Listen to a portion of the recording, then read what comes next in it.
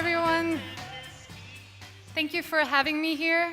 Really excited to be here. My name is Scherwitzl. It's Austrian, although I'm Swedish. It's my husband's fault. He has a very complicated last name. But thank you for listening to my story. So I'll tell you about how I came from particle physics to creating a fertility app, which is maybe not the straightest road to success or the most common career path, but it is original at least. Yes. So all I ever wanted to become since I was 5 years old was a physicist. I was really excited about the stars. I wanted to understand everything about the Big Bang and black holes in the universe, and that's kind of how I got into particle physics, because I thought that I can really understand the smallest pieces of the universe, then I really understand everything. And the greatest moment of my life so far, definitely the greatest moment of my career, was when we discovered the Higgs particle at the CERN laboratory at the summer of 2012. I will never forget that feeling I had when I snuck into the cafeteria with a few of my colleagues at CERN the day when we discovered the Higgs, and we looked at the results before presenting it to the entire team. And it was the first time we saw the results as well, because it had been hidden and blinded. And it was so beautiful. It was so obvious it was there. The Higgs had been there all the time. It was predicted already 60 years ago, but it would take so long to get enough data and statistics to actually see it. Me and a few of my colleagues, we stayed up all night at CERN that night, and we finished the paper so we could hand it in already the next day. And the feeling I had when I biked home that summer morning was incredible. I had achieved something so rare. We didn't know it then, but we did suspect it, that this would lead to the Nobel Prize, which it did already the next year in 2013. So this is a picture where I'm pouring champagne with my colleagues at CERN a few days after discovering the Higgs. And this amazing feeling of having achieved something so rare lasted for about 3 weeks or so. Then it was replaced with more of a feeling of uneasiness, like, will I ever achieve something like this in particle physics again? The LHC and the experiment was shutting down for a few years for an upgrade.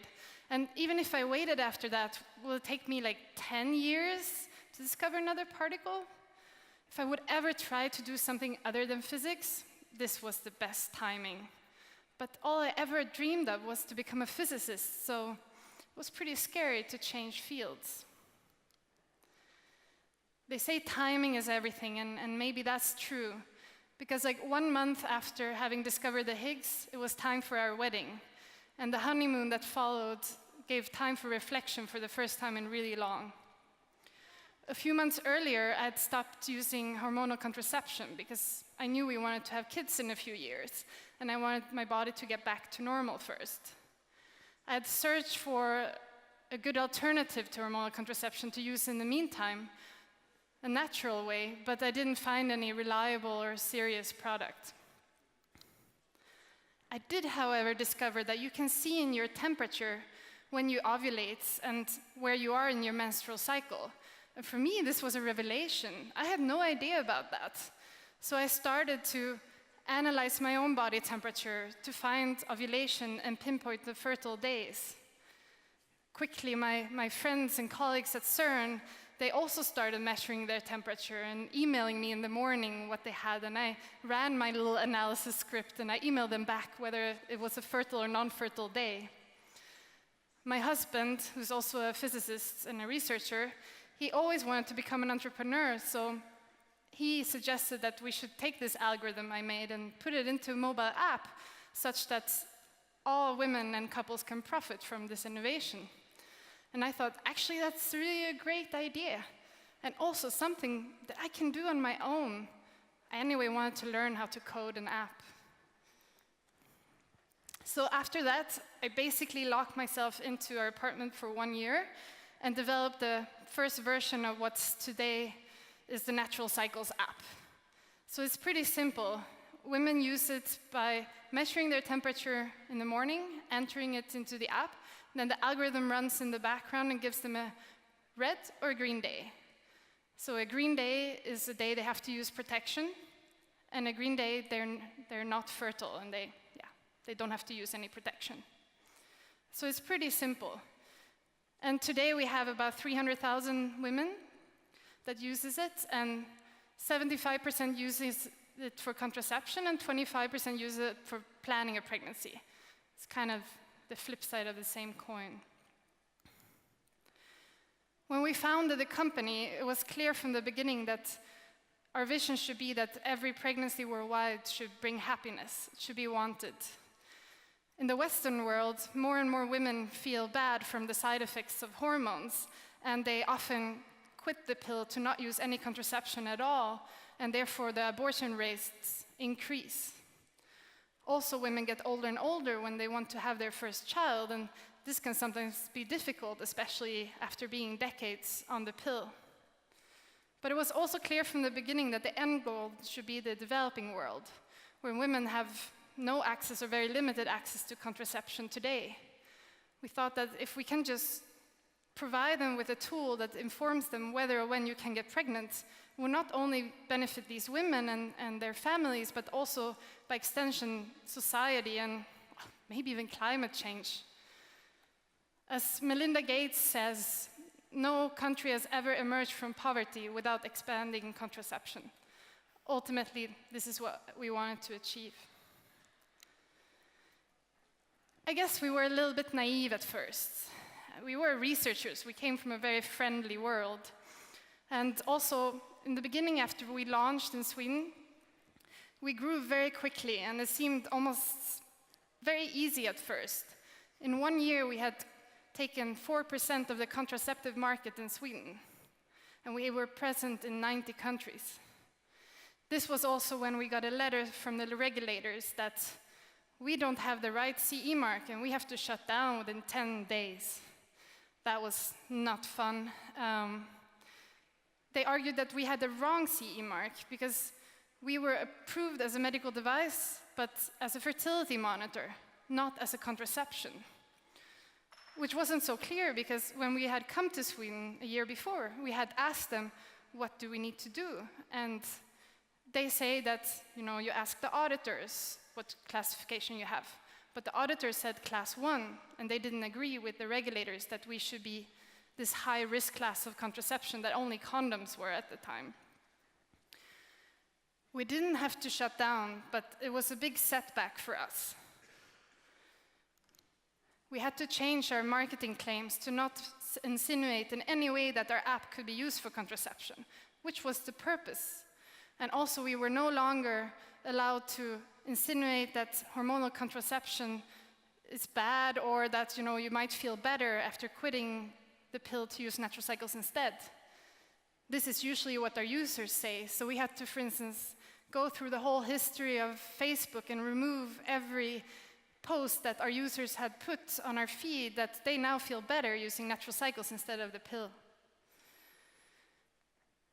With fighting back, we published several clinical studies with some of the best professors in gynecology in the world. These studies show that actually our app is as effective as the pill in preventing pregnancies, but of course without any of the health risks involved. Also, we managed to finally get an auditor to agree to come and audit us against this high-risk class of contraception. This was the German TÜV Süd, and we could finally see the light at the end of the tunnel. However, one other setback was that when we applied to be able to make a randomized control trial directly against the pill, we were not approved to make this study for the purpose of we have not yet shown that we are a contraceptive method. Catch-22. So it's not so easy to get into this field of contraception. And I wonder, does anyone really care about the women? It seems like they don't matter. Aren't the women intelligent enough that they can handle a tool that just informs them what is going on inside their body and when they're fertile and when they're not? One should not think that they're not intelligent enough to handle that. there's one place where the women cannot be censored. If our users write a review on App Store, the regulators, and also not ourselves, cannot remove what they say. Maybe only Apple can, but they don't. So every day we get 5-star reviews where the women say what they're not allowed to say, that they feel so much better now when they're using natural cycles instead of the pill. And finally, in January this year, after thousands of pages of documentation, clinical studies, a lot of work in our little startup, we became the first and only certified contraceptive app for the whole of Europe. And this was really a big milestone for us. And I think also for technology in the long run. This is one of the first examples where technology can really replace a pharmaceutical drug, focusing on prevention instead of treatment. So it's a big step. And it's also a big step for our little startup. This is our revenue curve until between 2015 and May this year. So it really tells the history of our company, how we grew very quickly in 2015 in Sweden, and what happened when the regulators tried to shut us down. We had to basically stop all our marketing activity and live off our renewals until February this year, when we launched as a contraception. And yeah, now it's only up from here. Nothing can stop us anymore. So it's very exciting. Thank you.